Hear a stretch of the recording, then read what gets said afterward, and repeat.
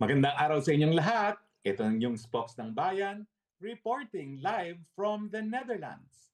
Tayo po ngayon ay pag-uusapan ano bang itsura nitong kulungan o detention facility ni Presidente Duterte. Hindi niyo po talaga dapat tawagin siyang kulungan kasi wala po yang rehas. Walang hinaharikan na rehas. Siya po ay parang dormitoryo. Pero ang tawag po ng mga taga-Europe dyan sa facility na yan ay Hilton of Prisons. Bakit? Well, ngayon po makikita natin kung ano ang itsura ng detention facility ni Tatay Digong. No? Siyempre po, maganda man yan, ginunto ang hawla pa yan, ay hawla pa rin, pero at least alam natin na walang rehas na hinahalikan ng ating presidente. Saan ba ho nakalocate ito? Ito po ay located sa Dahig. Ito po ay malapit sa dagat. Tabing dagat po siya. Kaya naman, ang Tatay Digong, no, kahit paano nakakaamoy ng singhot ng dagat. Kasi alam niyo naman, miss na miss niya ang Davao dahil ang Davao ay katabing dagat din. No? Scheveningen, iwak ba ko anong pronunciation nila, napakahirap na pronunciation nila dito sa Holland. No? So Scheveningen ata yung pronunciation. Pero ang tawag po dyan ay Hilton of Prisons. Unang-una, wala pong rehas. Para lang siyang hotel talaga, no, na room by room. Hindi po yan nakarehas. Ang kwarto nila, may kama, merong computer, mantakin nyo yan. At dun sa common facilities, abay, meron pang kitchen para makapagluto yung mga detainees at merong library at, believe it or not, meron pang gym. Siyempre po, it is state of the art of prisons dahil siyempre, ang ICC, nais nilang isipin na talagang sila ay nagpo-promote ng katarungan at its best. No? Kaya pati yung karapatan ng mga detainees para sa makataong facilities ay sinigurado nila. Tera kayo, pasok tayo. Tingnan natin itong prison, yung detention facility ni Tatay Digong. Okay. Bakit kaya i-flash na natin ang una nating larawan. Okay? Actually, sa aking computer ay hindi pa lumalabas. Ayan, ngayon pa lang lumalabas. Parang meron pa lang delay talaga. No?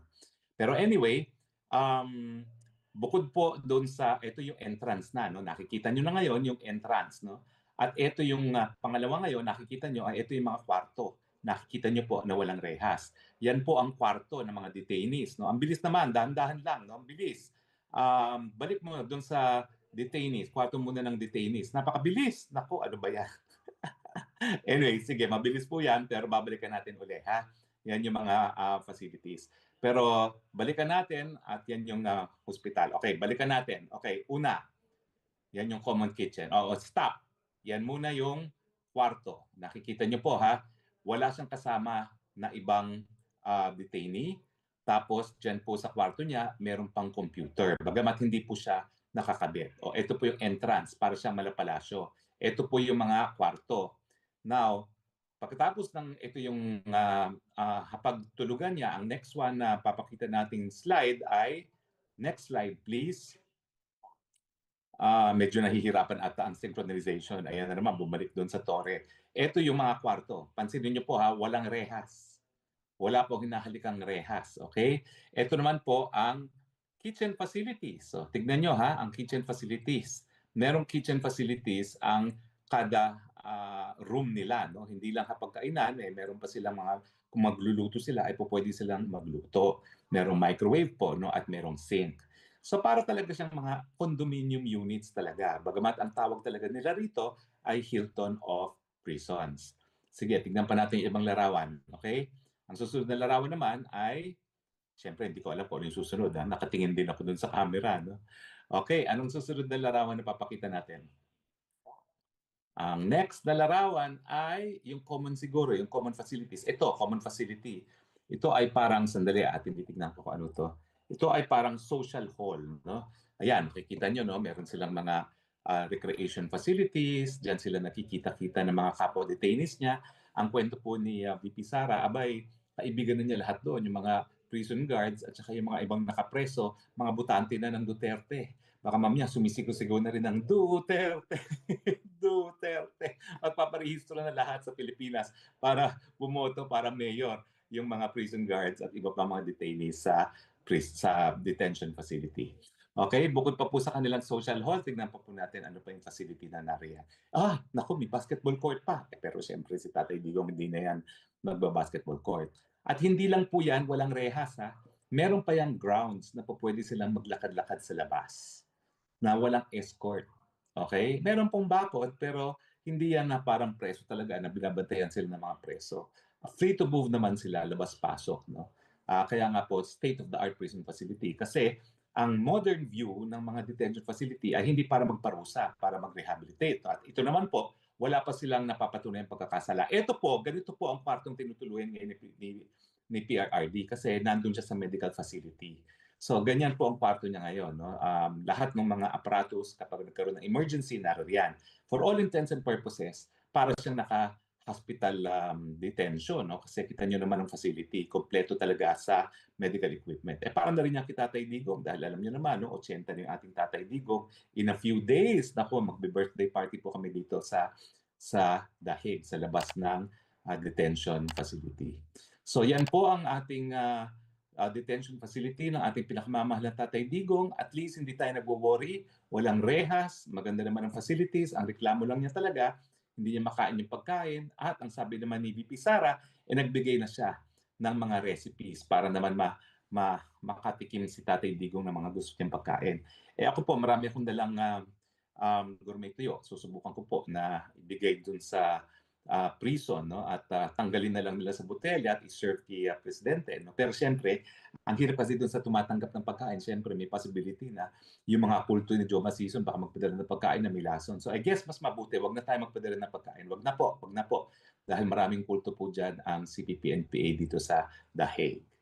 Okay, so yan po ang detention facility ni Presidente Duterte. Hindi po siya prison, detention facility lang talaga at kung titingnan niyo po talaga, malahotel talaga ang mga facilities. Bagamat, ang sabi nga ni Tatay Digong, gusto niyang umuwi. Kahit gano'ng kaganda pa ang kanyang detention facility, syempre, there is only one place that he calls home and that is the Philippines. Parang ako din po. Kahit saan ako naglalamierda, kahit saan ako nag-asylum, ang puso natin pa rin ay nais makauwi sa ating inang bayan, Pilipinas. Kahit magulo pa, kahit polluted pa, yan pa rin ang mahal nating inang bayan.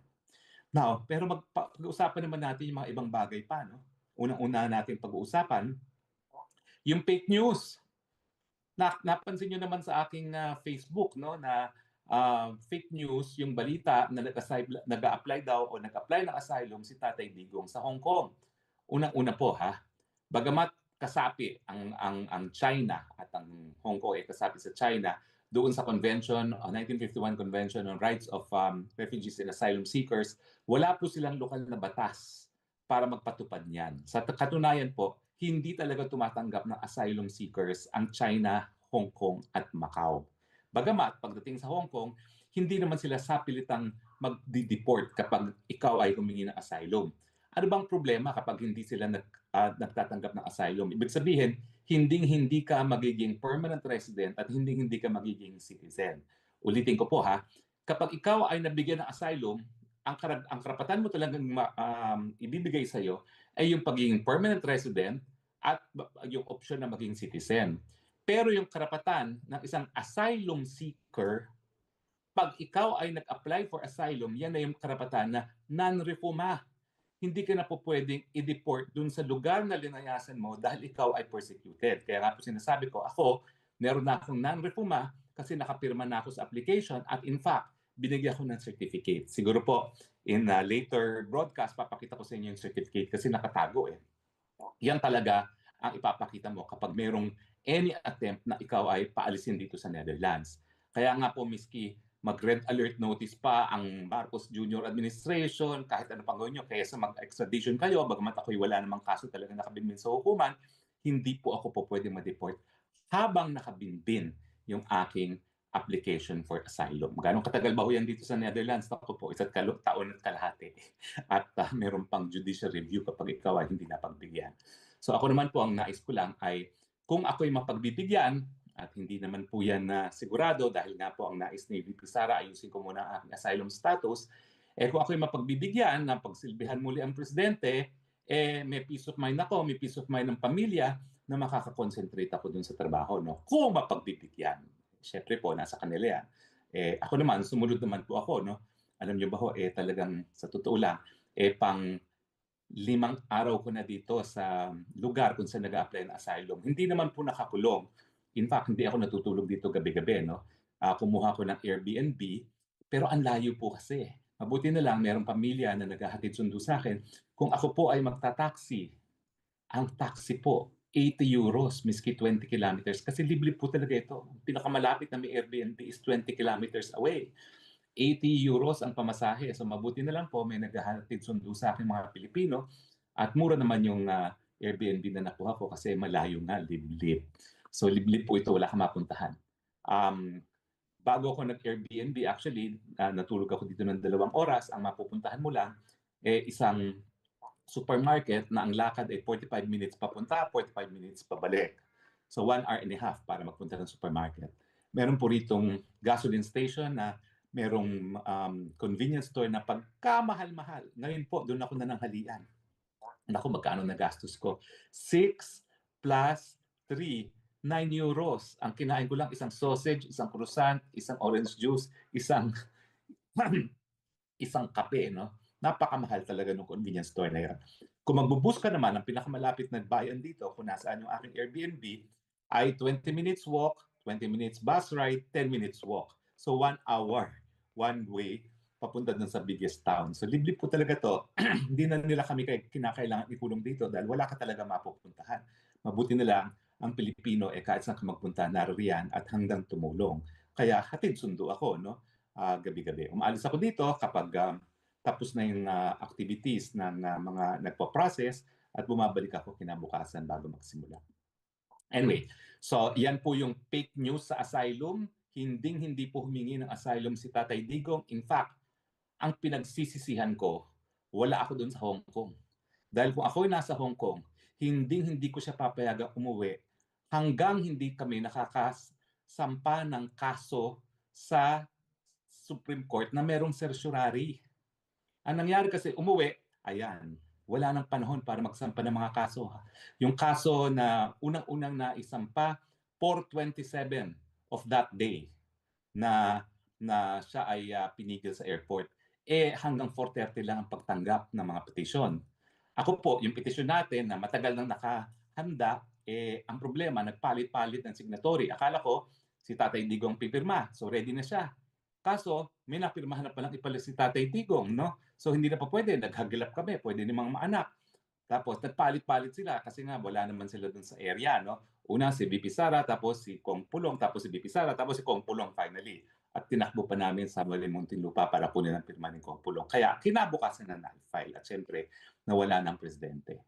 Anyway, makikita nyo naman talaga na pinagplanuhan nila ang abduction ni presidente kasi talagang hindi nila pinatagal at sinakay na sa eroplano. At maraming beses ko na sinasabi, yan po illegal at yan po ay madidesisyonan ng ICC. Siguro po isang beses pa i-discuss natin kung ang pagiging illegal ng pag-aresto, yan ba'y sapat para mawalan ng jurisdiction ng hukuman. Bagamat nagkaroon na tayo ng ganyang broadcast. Okay?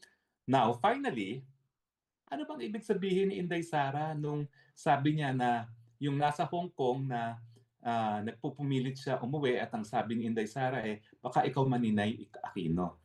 Si Miss Tapia, kilala nila kung sino si Miss Tapia, no?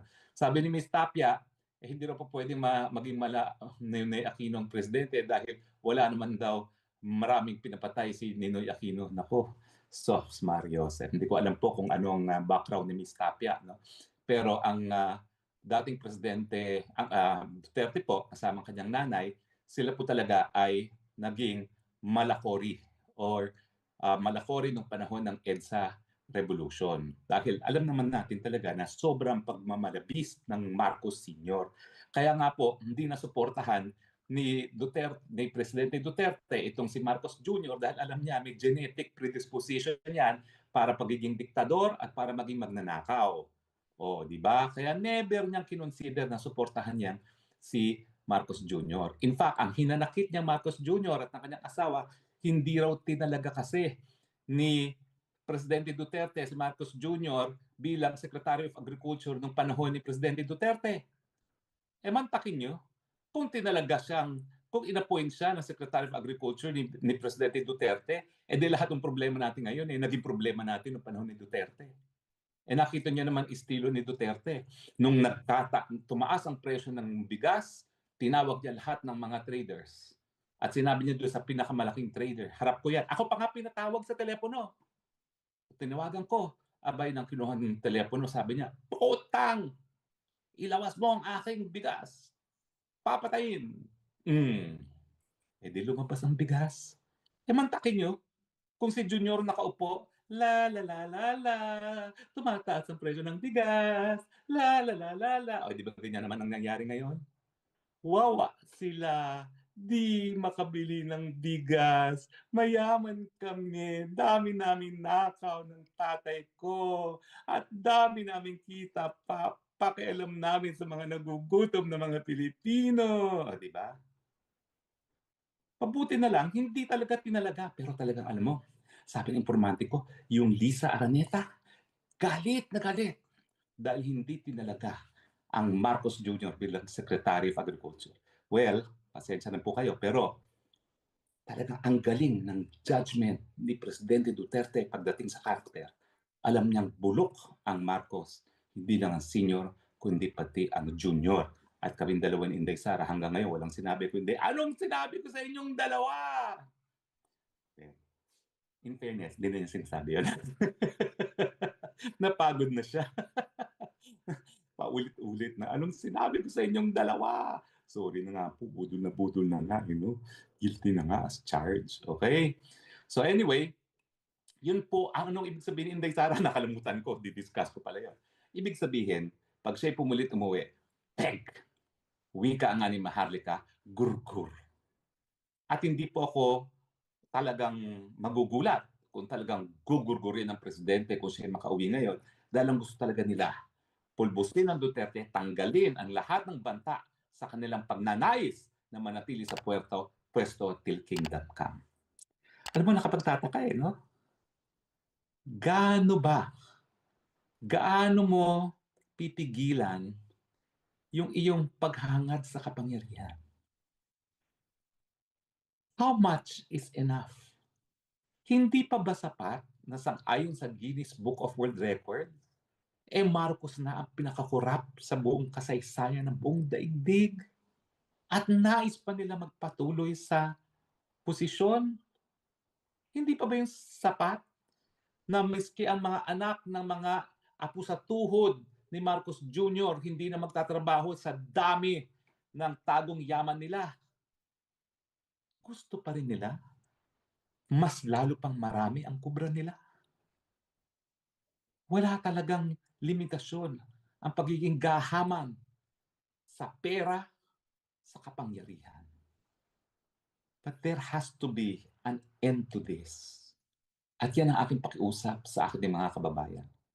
Tayo po, dahil sa kasaysayan natin ng 1986 na sinugi natin yung pamilyang yan, nagkaroon tayong saligang batas na kinikilala ang kapangyarihan natin na tsugiin ang mga walang kwentang mga lider. Paumanhin po na budol tayong lahat. Pero ngayong nakita na natin kung gaano kabulok itong sistemang ito na ibinigay ang isang Pilipino sa mga dayuhan para lang mawala ang kanilang mga kalaban sa politika. Panahon na po na maulit ang kasaysayan. Tama ba ho o mali? Lahat ng tama, raise ng hand. Lahat ng tama, like. Hindi na po pwede tayo magtagal na ganito. Yan din po ang sinabi ni Inday Sara dito sa rally sa Daheg. Kung tayo po ay mag-aantay ng 2028, wala na po tayong 2028 at the rate na lumulubog ang bansa sa ilalim ng administrasyon na ito. Karapatan niyo po yung husgahan. At dahil nasa saligang batas ang people power, Judge Santiago, pasensya ka na.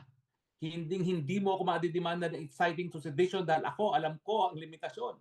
Ang sinasabi ko lang, mag-people power na tayo dahil yan ay legal sang-ayon sa ating saligang batas. Ang mali po ay yung ginagawa ng mga kakampi ngayon ng Marcos Jr. na CPP-NPA na gumagamit ng dahas, pinapatay ang kapwa Pilipino. Pero hindi po mali ang magsabing mag-people power na tayo dahil yan ay nasa saligang batas. Yan ay kabahagi ng kasaysayan. At kung nung minsan nag-people power tayo laban sa isang Marcos, mag-people power na naman tayo laban na naman sa isa pang Marcos dahil sa kalabisan nila sa kapangyarihan. Hindi po tayo yan madidimanda ng kahit anong kaso dahil ang aking lisensya para magsabi na mag-people power tayo sa ligang batas. Sa mapapayapang pamamaraan, walang gamit ng dahas at hindi papatay ng kapwa Pilipino. Medyo nakakapagod na rin po talaga, no, na talagang ginigising natin yung mga tao na maghusga na. Pero kung titigil na po tayo, baka humupa na naman ang ganit ng taong bayan. Dulot ng pag-aabdak at pagkikidnap kay Presidente Duterte at pagdadala sa dahig. Hindi po matatapos itong ating impyerno na dinadaanan ngayon sa Pilipinas kung hindi po tayo maghuhusga at kung hindi natin gagawin ang katungkulan natin bilang mamamayan na iwasto muli ang pamamaraan sa ating gobyerno. Yun lang po. Maraming salamat po sa inyong patuloy na pagtangkilik. Hanggang sa muli po, ito po ang inyong Spokes ng Bayan, reporting live from the Netherlands, saying, I love you, Philippines. You're the only country that I have. You're the only country that I love. God bless the Philippines. Bye.